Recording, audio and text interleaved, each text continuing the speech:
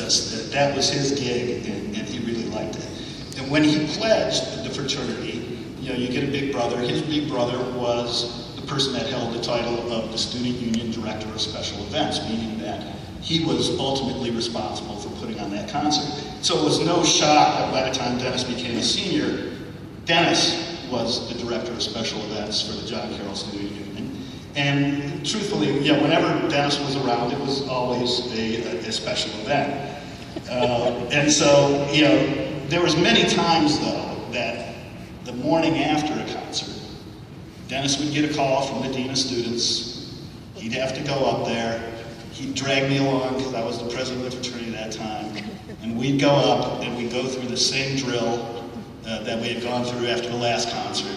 We'd sit in his office and be, yes, Dean, no, Dean, we're sorry, Dean, never again, Dean.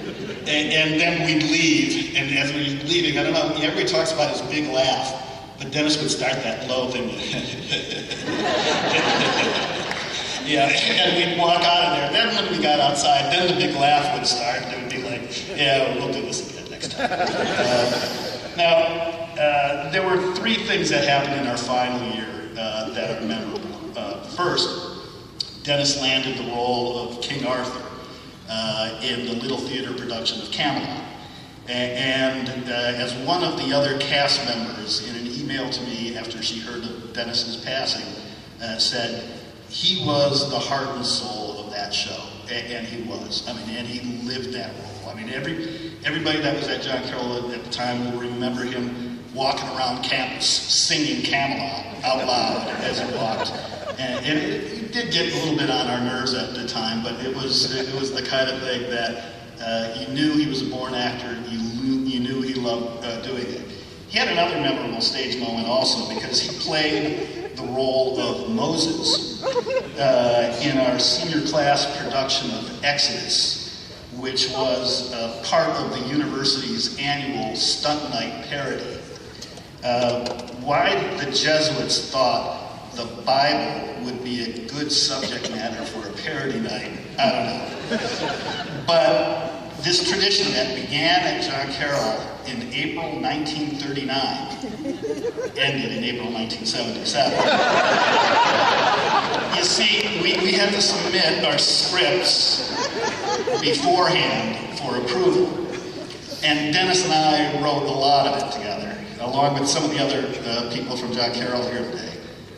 And so we wrote the script, and we kind of looked at each other and said, they don't say anything about what you actually do when you say these lines. So there was one line that is Moses, he's walking around in his big robe, and he's got this big, branch, and he's going to part the Red Sea, and Dennis is supposed to hold it up and say, behold my rod, it becomes a snake. Well, he didn't hold up the next day. He decided to lift his robe, and we had this little gag thing. It was a can that had a coiled snake in it, and it went shooting across the stage. We saw a few of the Jesuits get up and leave. Our senior class president, Brian Hankey, who's here today, was called into the president's office the next day. And Dennis took great pride, as did I, that the actual official history of John Carroll University says how the stunt night tradition had to be terminated after 1977 because of change in the script. And we, to this day, will tell you, there was no change in the script. That line was in there from day one. Finally, there's one incident that I know Dennis loved to recount for Denise and for Allie. And this was the time, Valentine's Day, 1977. Dennis went out and bought a dozen roses. And he gave 1 to 12 different girls.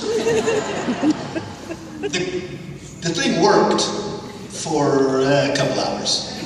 Until one of the girls boasted to another girl that she got a rose from Dennis, and oh yeah, I got one too. And then he lost all the goodwill there was, and then some. A couple of those girls actually are here today. Finally, my last communication with Dennis was on May 1 of this year. And as I had done for many years, for no real good reason, but I would send all my friends the lyrics to this song by Roxy Music that has May Day in the first verse. And it was just kind of a May 1 tradition. And I got an email immediately from Dennis and said, I was waiting for that. And I wrote back and I said, there's a lot of comfort in familiarity. And he responded, his words were, indeed, traditions are important. So Dennis, I can tell you, a good friend, confidant, best man at my wedding, that here's to you. We promise to keep the memories and the traditions alive as long as we are here, and that you'll always be part of those traditions and our memories. Thank you. You're here.